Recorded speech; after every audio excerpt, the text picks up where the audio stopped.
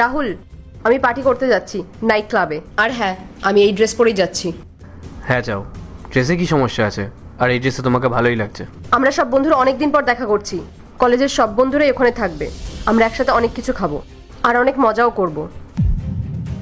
ঠিক আছে, নাইট ক্লাবে যাচ্ছ, অনেক কিছু তো খাবি, এনজয়। আমার কিছু টাকা লাগবে।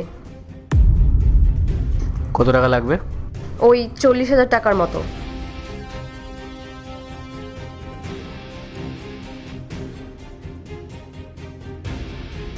আমার কাছে তো ক্যাশ নেই, তুমি একটা কাজ করো, তুমি এই কার্ডটা রাখো। 1 লাখ টাকা লিমিট আছে এই কার্ডটার, ধরো।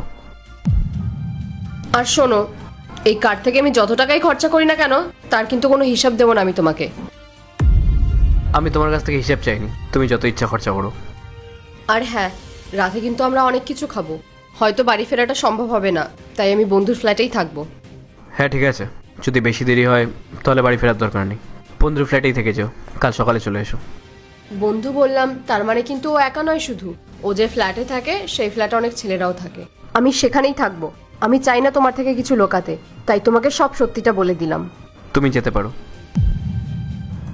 আর শোনো, যদি সজ্ঞানে থাকো তাহলে আমাকে একটা কল কিংবা মেসেজ করে দিও, আমি অফিস থেকে ফেরার সময় তোমাকে পিক আপ করে নেবো। আচ্ছা ঠিক আছে।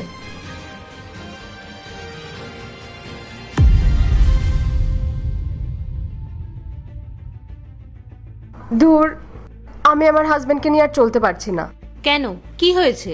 তুই আমাকে বল যে কি হয়নি। আমি এরকম একটা ড্রেস পরে আছি, এই ড্রেসটা পরে আমি আবার নাইট ক্লাবে যাচ্ছি। ওর কাছে যখন আমি টাকা চাইলাম খরচা করার জন্য, ও আমাকে পুরো এই ক্রেডিট কার্ডটা ধরিয়ে দিল।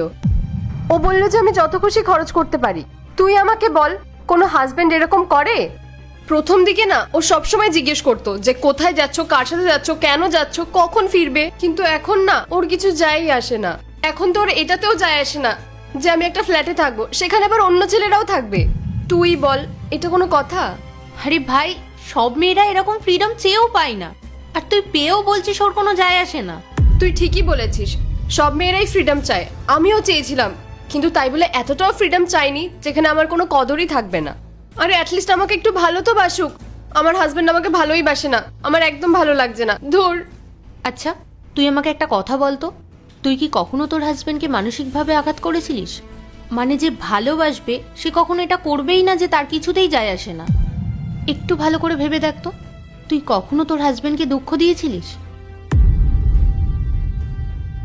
তুই এক কাজ কর, তুই একাই চলে যা নাইট ক্লাবে। আমি অন্য কোনো দিন তোর সাথে দেখা করে নেব। আমার